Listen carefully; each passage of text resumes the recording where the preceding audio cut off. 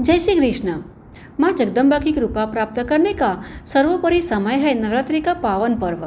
नवरात्रि के 9 दिनों तक माँ भगवती की पूजा आराधना कर मनुष्य अपने परम गंतव्य को प्राप्त कर सकता है और भौतिक संसार के समस्त सुख भोग कर अंततः मोक्ष की प्राप्ति करता है।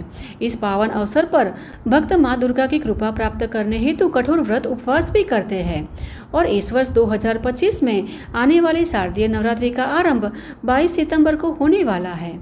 अब वैसे तो नवरात्रि 9 दिनों की ही होती है, किंतु कभी कभी तिथि के घटने या बढ़ने से नवरात्रि 8 या 10 दिनों की भी हो जाती है। और इस बार आने वाली शारदीय नवरात्रि के विषय में भी सभी के मन में संदेह उठ रहा है कि नवरात्रि का पावन पर्व कितने दिनों तक मनाया जाएगा। और क्योंकि नवरात्रि के 9 दिनों में अष्टमी और नवमी तिथि का विशेष महत्व होता है, इसीलिए यह दोनों तिथियां कब मनाई जाएगी इसके विषय में ही आज हम जानेंगे। तो अंत तक हमारे साथ जुड़े रहना और जानकारी अच्छी लगे तो लाइक, शेयर और ऐसे ही वैदिक और प्रमाणभूत जानकारी प्राप्त करने हेतु इस चैनल को सब्सक्राइब भी कर लीजिएगा। तो आइए आज की वीडियो का आरंभ करते हैं। अब अश्विन माह के शुक्ल पक्ष की अष्टमी तिथि अर्थात नवरात्रि की महाअष्टमी तिथि प्रारंभ होगी 29 सितंबर 2025 शाम 4:31 पर और अगले दिन 30 सितंबर 2025 को शाम 6:06 पर समाप्त होगी। इसीलिए महाअष्टमी तिथि 30 सितंबर को मनाई जाएगी। इस दिन माँ जगदम्बा के 8वें स्वरूप माँ महागौरी का पूजन किया जाता है। यह देवी शांति, समृद्धि और ज्ञान की देवी है और माता का वर्ण अत्यंत गोरा है, इसीलिए इन्हें महागौरी कहा जाता है। माँ महागौरी की पूजा से मन और शरीर शुद्ध होते हैं और मनुष्य के जीवन में सकारात्मक ऊर्जा का संचार होता है और सभी कष्ट दूर हो जाते हैं। इस दिन माता के मंदिरों में विशेष उत्सव और यज्ञ हवन का आयोजन भी किया जाता है और अष्टमी को व्रत का समापन करने वाले भक्त इसी दिन कन्या पूजन करते हैं। इसीलिए इस दिन कन्या पूजा के लिए शुभ मुहूर्त सुबह 9:12 से दोपहर 1:40 तक रहेगा और इसी समय दरमियान महागौरी माता की पूजा कर कन्या पूजन और भोजन करवा सकते हैं, क्योंकि कन्या पूजन बिना नवरात्रि के 9 दिनों की पूजा अधूरी मानी जाती है। इसीलिए इस दिन माता महागौरी की पूजा के साथ कन्या पूजन अवश्य करना चाहिए।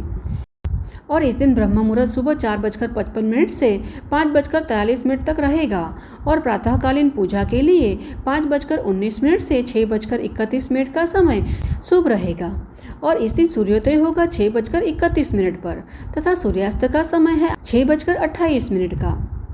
साथ ही इस दिन पूजा पाठ, होम हवन करवाने हेतु अभिजित मुहूर्त का समय दोपहर 12:06 से 12:53 का रहेगा और सायं संध्या पूजा का समय 6:28 से 7:40 तक का रहेगा।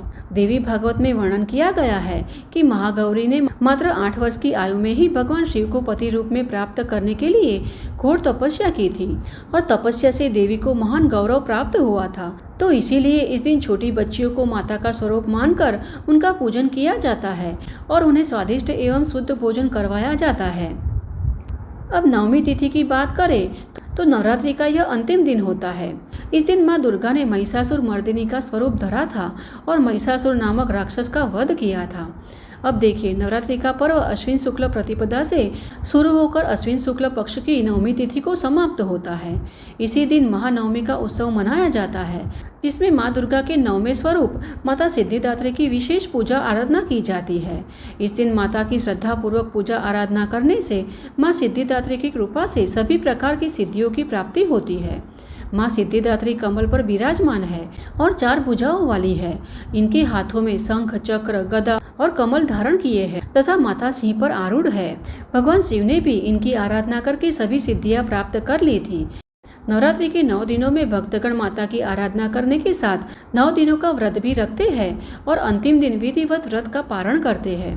तो इस बार नवरात्रि की महानवमी 1 अक्टूबर 2025 बुधवार को मनाई जाएगी और नवमी तिथि प्रारंभ होगी 30 सितंबर 2025 को शाम 6:06 पर और समाप्त होगी 1 अक्टूबर 2025 को शाम 7:01 पर और इस दिन ब्रह्म मुहूर्त का समय है 4:55 से 5:43 का और प्रातःकालीन पूजा का मुहूर्त 5:19 से 6:31 तक का रहेगा तथा विजय मुहूर्त दोपहर 2:28 से 3:16 का है और इस दिन गोधूली मुहूर्त का समय 6:27 से 6:51 तक का रहेगा और सायंकालीन पूजा के लिए समय 6:27 से 7:29 तक का रहेगा। साथ ही इस दिन रवि योग सुबह 8:06 से अगले दिन सुबह 6:32 तक रहने वाला है। अब नवरात्रि के अंतिम दिन यानी नवमी तिथि पर कई स्थानों पर मंदिर में होम हवन का भी आयोजन किया जाता है। इसीलिए इस दिन प्रातः काल में 6:31 से शाम 6:27 तक का हवन मुहूर्त शुभ रहेगा। कई लोग इस दिन भी कन्याओं को भोजन करवाते हैं। अतः कन्या पूजन में कन्याओं को पूरी, चना, हलवा और नारियल से बने मिष्ठान खिलानी चाहिए और सामर्थ्य अनुसार भेंट देनी चाहिए। और कन्या पूजन के पश्चात ही नवरात्रि के 9 दिनों के उपवास को पूर्ण करना चाहिए।